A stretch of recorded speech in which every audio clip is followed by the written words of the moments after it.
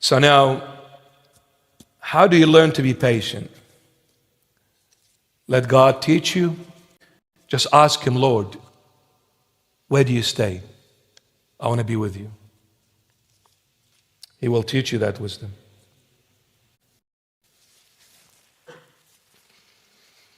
Is it hot? No? Who says hot? Hands up. Only a few. Well, if it's hot, then it's my presence. Why are you asking?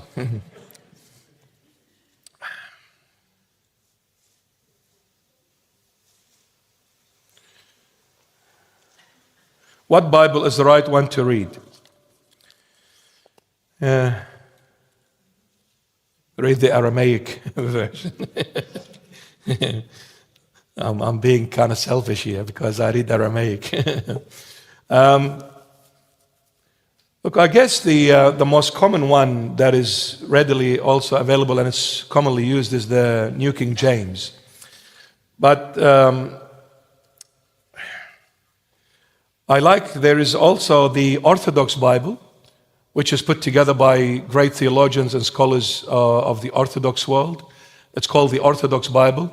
The good thing about the Orthodox Bible, it has footnotes and a brief explanation of the passages there, of that page, what you read. It gives you a very brief explanation. It's a beautiful explanation. And also has the deuterocanonical books. Maccabees 1 and 2, Tobit 1 and 2, and all them. Those books are not in the Protestant print. You see, the Protestant print Bible consists of 66 books, but the Orthodox Bible consists of 73 books. So you need to get familiar with those books as well. They are called the deuterocanonical or deuterocanonical books, which are about 7 of them. I would recommend the Orthodox Bible is very good. But I use also the New King James as well. There's no harm in that. But when I compare it to the Aramaic text, sometimes the translation is not the best. So if I want to know something more accurate, I go to the Aramaic. But obviously, if you are of a Greek descent and you read and you understand the Greek language, then the New Testament is written in Greek. The Old Testament, the original text is Hebrew. Now, Hebrew, Aramaic, Arabic are Semitic languages. They're like one family. In fact, Hebrew came from Aramaic. Our father Abraham, his son Isaac spoke Aramaic. But it was at the time of his grandson Jacob where the Hebrew language was introduced. But they are the same language, same alphabet, same language, very, very similar. So the Old Testament is written in Hebrew, the New Testament in Greek. But the Aramaic language is also one of the most ancient manuscripts ever to exist as well. So if I need to know something, I go to the Aramaic. It gives me more of an accurate translation. But in English, you have the Orthodox Bible, and will be a good sort of a good Bible. We actually put together this Holy Bible, which we compared it to the Aramaic text. The only thing, when it was printed, they missed out a few chapters of Book of Revelation. We printed it in China. You see? So it was our fault, not the poor Chinese. This time, they're off the hook. So God willing, we will reprint that Bible. It's a very, very big one. It has the second canonical books in it, and when it's reprinted, we will let you know, and you can acquire a copy of it because it is actually compared to the Aramaic text, which is very, very unique. Very unique.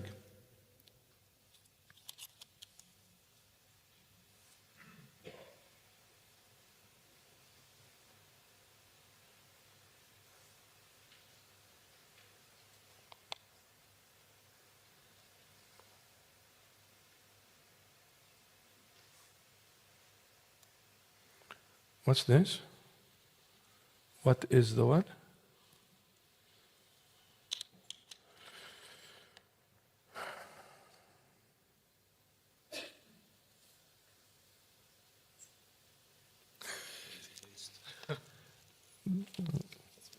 Maybe what is the best? By what? By Jesus? I think, I'm assuming this is the question. What is the best thing by Jesus? Help the homeless, help children don't have parents, help widows. All of the above. The Lord says, blessed are the merciful, for they shall have mercy. Blessed are the merciful, for they shall have mercy. Any act based on mercy, Christ is there. When you see a homeless person and you help them in whichever way, that's an act of mercy. When you see somebody crying and you sit with them and you enter a conversation with them and you change the mood, and instead of crying they start laughing, now that's an act of mercy. Visiting someone in hospital, that's an act of mercy. Visiting someone in prison, that's an act of mercy. Reaching out to those who are starving, wherever they are. In the Gaza Strip, two things break me badly, which I can't handle. A baby crying and an elderly crying. These two I cannot handle.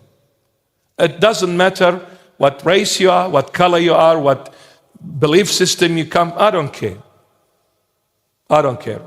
You're a Muslim, you're a Christian, you're a Hindu, you're a Buddhist, you're an atheist, I don't care. When I see a baby crying, I don't care if that baby is a Christian, not Christian, it's beside the point. When I see an elderly man crying, I don't care. If I can take these clothes and put it on them, I'll take them. I will never hesitate. So any act of mercy, it is the Lord. Blessed is the soul that shows mercy to others, for the Lord will be merciful on that soul on Judgment Day. And the Lord will say, I don't see any sin in you. Wow. Yet I'm full of sin. Mercy is a key word.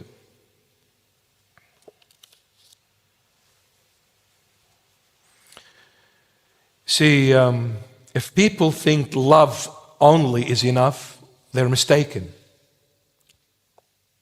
Love alone is not enough. But love is the foundation. Without foundation, you cannot build a house. But the foundation is not the house. But without the foundation, there is no house. So forget about the house until you lay the foundation. The foundation to everything is love. It is the supreme ethic. Without love, there is no life. Without love, there is nothing else. If there is no life, there is nothing. But without love, there is no life. What makes life life is love. So, but what did this love do? Send to us the mercy of God. Now this mercy is Christ hanging on the cross.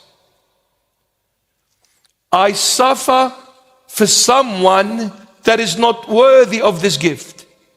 I die for someone that is not worthy of this sacrifice. So mercy is only seen as true mercy when you do an act based on love to someone who is not worthy of it. You don't go and say, I showed an act of mercy to my brother, but my brother loves me more than me. That's not an act of mercy. He loves you, you love him back. That's it. You're equal now. But when you do something for someone that cannot pay you back, cannot help you, now that is an act of mercy. And above all, you help someone who has hurt you. Woo-hoo. They hurt me all their life, but I still showed mercy. Now you are being Christ-like here. What did the Lord say? The first statement. While he was hanging on the cross, he said 7 statements. The first one, Father, forgive them, for they do not know what they're doing. What do you mean? They shredded your body. They nailed you on the cross fully naked. They dragged you in the streets of Jerusalem. They kicked you, punched you, ridiculed you. They humiliated you. But the Lord says, forgive them, Father. Yet they were my enemy.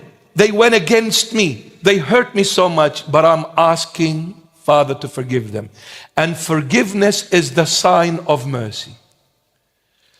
Do you want to know if you have the mercy of God in your heart?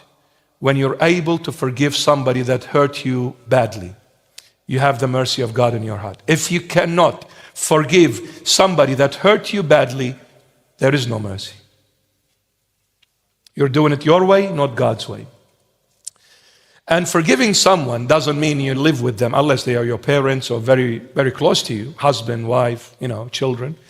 But if somebody that you can live outside of their life, as long as you forgive them, that's very vital. That's foundational. Forgive them and walk away. Forgive them and walk away. But don't ever walk away without forgiving them, because if you don't, the Lord will not forgive your sins. Be careful. Yeah? You may say, this person hurt me. And then you go to the Lord Jesus and say, Lord, have mercy on me. The Lord is going to say, well, you've hurt me as well. Why do you expect me to forgive you when you're not forgiving somebody who hurt you? Don't you hurt me every single day? Yet every time you come, I forgive you. Shouldn't you do the same when others hurt you? Yes?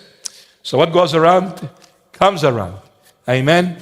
And when you forgive someone, you're not doing that someone a favor, you're doing yourself a favor. Believe me. You wanna put your head on the pillow and sleep at peace? Forgive. Try it. Ask the Lord to help you. Try it. See how happy you will live. So you're doing yourself a favor, not them. Not them, my beloved.